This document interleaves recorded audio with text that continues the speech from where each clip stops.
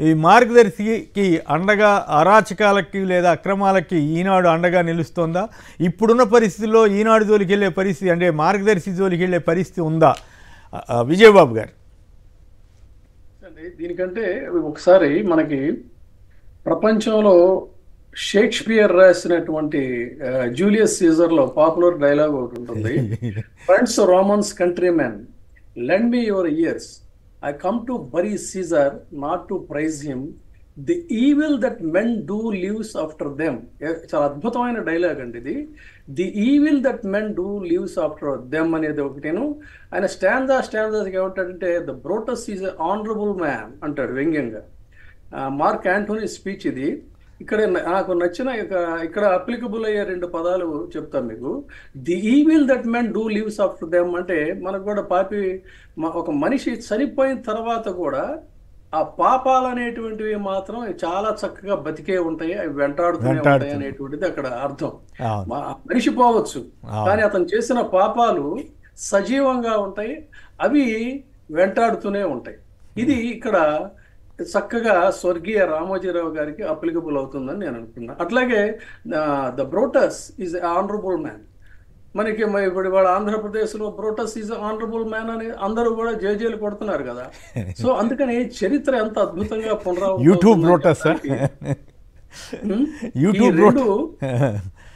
ఈ రెండు కూడా చాలా అద్భుతమైనటువంటి విషయాలండి. అదేవిధంగా మార్గదర్శిలో ఇప్పుడు మీరు అన్నది 2600 కోట్ల డిపాజిట్లు చట్ట విరుద్ధమే అని చెప్పని రామోజీరావును ప్రాసిక్యూట్ చేయాలి, నేరం చేసేందుకు ప్రైమా ఫేసి అంటే ప్రాథమిక ఆధారాలు ఉన్నాయనేటువంటిది తెలంగాణ హైకోర్టులో కౌంటర్ దాఖలు చేసినటువంటి ఆర్బీఐ చెప్పినటువంటి అంశం. ఇది వాళ్ళకి అది జనపత్రిక అయితే ఈ వార్తలన్నీ ప్రముఖంగా ఉంటాయి, కానీ అది మన పత్రిక, మనాల కోసం పెట్టుకున్న పత్రిక కాబట్టి అందులో ఏ జగన్మోహన్ రెడ్డి గారు లేకపోతే వైసీపీ వాళ్ళు ఒక 1000 రూపాయలు ఒక ఇది చేస్తే అది పెద్ద ప్రముఖంగా ప్రచురించేటువంటి వార్త అవుతుంది. కానీ ఇది వాళ్ళకి అది ఆ వార్త కాదు. అందుకనే ఇక్కడ చెప్పాల్సింది ఏంటంటే, Brutus is an honourable man, ఆయన మనం గౌరవించుకోవాలి, ఆయన మనోభావాలకి దెబ్బతినేటువంటి విధంగా ఇది ప్రవర్తించకూడదు అనేటువంటిదే ఆ పత్రికల యొక్క లక్ష్యం. అదేవిధంగా ఈ డిపాజిట్లు సేకరించినట్టు కనుక ఆర్బీఐ చట్టవిరుద్ధంగా చెప్పినటువంటి అంశాలను బట్టి డిపాజిట్లు సేకరించినట్టు తేలితే ఖచ్చితంగా 2 ఏళ్ల జైలు, 2 జరిమానా అనేటువంటిది ఉంటుంది. దీన్ని 18 సంవత్సరాలుగా దీన్ని నెట్టుకుంటూ వచ్చారండి, 18 సంవత్సరాలు. కానీ ఎక్కడ వార్త ఉండదు. రాజకీయంగా కక్షపూరితంగా జగన్మోహన్ రెడ్డి గారి మీద సోనియా గాంధీ వీళ్ళు కేసులు పెడితేనేమో శుక్రవారం జైలుకి వెళ్తారని పదే అదేదో దీనిలాగా రాశారు. కానీ ఇది జనం డబ్బు, ప్రజాధనాన్ని ఇంత 2600 కోట్ల రూపాయలు ఇది చేస్తే 18 ఏళ్లుగా దీన్ని చాలా అటు తిప్పి చేస్తే ఏమీ లేనటువంటి పరిస్థితి. రామోజీరావు గారి మీద చర్యలు కోరుతూ 2006 నవంబర్ కేంద్ర రాష్ట్ర ప్రభుత్వాలకు ఫస్ట్ టైం ఫిర్యాదు అందింది. నాంపల్లి కోర్టు నుంచి సుప్రీంకోర్టు వరకు కూడా మొట్టికాయలేసిన ఆర్బీఐ తప్పు పట్టినా కూడా రామోజీరావు గారు మాత్రం ఆనరబుల్ మ్యాన్ ఆయన.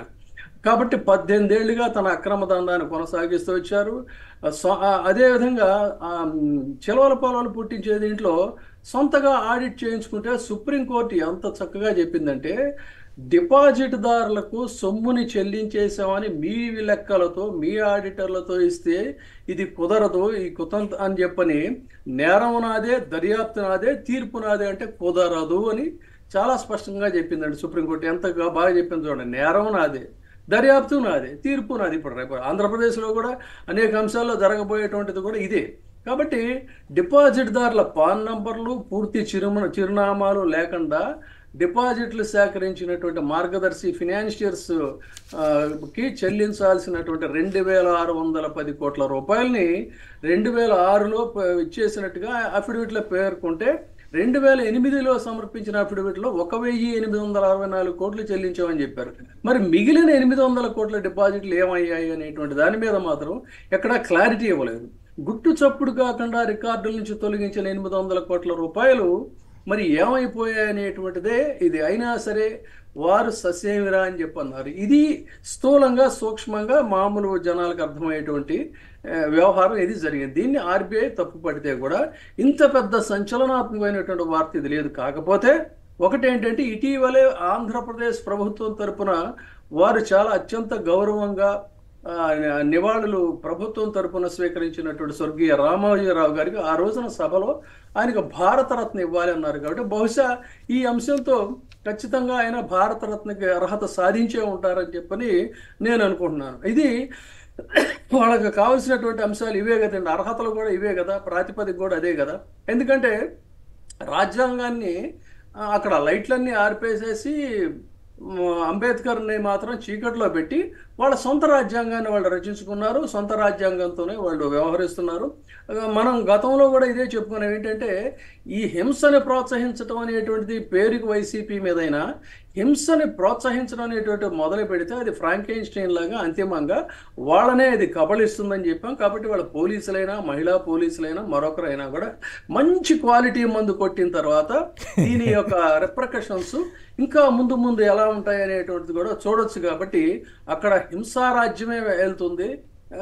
ఇది ఏదో పెద్ద ఘనకార్యం అని చెప్పని చెలరేగిపోయి అవును చెప్పాను అది చేశాను ఇది చేశాను మాట్లాడుతున్న తీరు చూస్తే చరిత్ర చెత్త బుట్టలో కలిసిపోయేటువంటి రోజులు ఇట్లా చిందులేసి స్వల్ప అధికారాన్ని ప్రజాస్వామ్యంలో చూసుకుని పెట్టరేగిపోయినటువంటి వాళ్ళ చరిత్రలు ఏమైనాయో కూడా తెలుసు. కాకపోతే తాత్కాలికంగా కొంతమంది నష్టపోతారు, కొంతమందికి కష్టాలు వస్తాయి తప్పదు. కానీ ఎటువంటి పరిస్థితుల్లో కూడా ఆధునిక ప్రజాస్వామ్యం హింసని కానీ హింసని ప్రేరేపించేటువంటి వాళ్ళని కానీ నియంత్రణలు కానీ అక్రమ మార్గాల్లో చెలరేగిపోయి పెట్టరేగిపోయేటువంటి వాళ్ళని కానీ మంచి చెడు తెలియనటువంటి విచక్షణ కోల్పోయినటువంటి అధికార మదంతో చెలరేగిపోయేటువంటి వాళ్ళని ఎప్పుడు కూడా చరిత్ర క్షమించదనేటువంటిది వాస్తవం. కాబట్టి ఇంత పెద్ద ఆర్థిక నేరం జరిగితే ఒక్క మాట మాట్లాడేటువంటి లేనప్పుడు దేనికి ఆ మీడియా, దాని అర్థం ఏంటి, ఎవరి తాబేదారులుగా ఎవరి కోసం పెట్టుకున్నారు ఇది? దీన్ని ఖచ్చితంగా ప్రజలు అయితే ఇప్పుడు ఒక ప్రశ్నకి సమాధానం చెప్పండి, తర్వాత మళ్ళీ శ్రీధర్ గారు కూడా మాట్లాడతారు. ఇక్కడ పాయింట్ ఏంటంటే అంతకుముందు జగన్ గారి ప్రభుత్వం అఫిడవిట్ వేసింది, దీంట్లో తప్పు జరిగిందనో ఇట్లా ఉండవల్లి అరుణ్ కుమార్ గారి దానికి సంబంధించి. ఇప్పుడు గవర్నమెంట్ మారింది, ఏకంగా భారతరత్న ఇమ్మని అడిగారు. ఇప్పుడు చంద్రబాబు గారి ప్రభుత్వం ఈ ఆర్బీఐ రిపోర్టుని ఖండించి లేదు రామోజీరావు జోలికి వెళ్ళటానికి వీల్లేదు, ఆయన అన్నిటికీ అతీతుడు, రాజ్యాంగానికి అతీతుడు, ఆయన దేశంలో ఉన్న వాళ్ళందరి మీద రాయొచ్చు, కానీ ఎందుకు ఇవాళ పేపర్లో కూడా చూడండి అది పోయింది ఇది పోయింది, ఏది చెత్త కాగితాలు తగలబెడితే కూడా అదేదో పెద్ద ప్రమాదం జరిగిపోయినట్లుగా ఫస్ట్ పేలు వేసుకున్నారు కదా. కానీ సరే అది వేరే విషయం. అలాంటి గొప్ప వాళ్ళకి జోలికి వెళ్ళడానికి వీల్లేదని చంద్రబాబు గారి ప్రభుత్వం మళ్ళీ ఏమన్నా ఇస్తుందా? రేవంత్ రెడ్డి గారి ప్రభుత్వం కూడా అందుకు భిన్నంగా వెళ్ళే పరిస్థితి అయితే ఉండకపోవచ్చు. ఇక అమిత్ షా గారే వచ్చి స్వయంగా కలిసి వెళ్ళారు కాబట్టి రామోజీరావు జీవించిన రోజుల్లో ఇప్పుడు వాళ్ళది కూడా వెళ్ళకపోవచ్చు. అప్పుడు ఈ కేసు ఎట్లా ముందుకెళ్తుంది అన్నదానికి ఒక లాయర్గా మీరేమన్నా సమాధానం చెప్పగలుగుతారా? కాదండి, లాయర్గానే కాదు, ఇప్పుడు ఇక్కడ జరుగుతున్నటువంటి పరిణామాలను పరిశీలిస్తున్నటువంటి వ్యక్తిగా కూడా డెఫినెట్గా ఏంటంటే ఆయనకి ఇప్పుడు భారతరత్న ఇవ్వాల్సిందే. ఎందుకంటే ఇది భారతం అని చెప్పని ఒకవేళ వాళ్ళు విశ్వసించేటట్టయితే డెఫినెట్గా రేపు అసెంబ్లీలో వారు తీర్మానం చేస్తారు.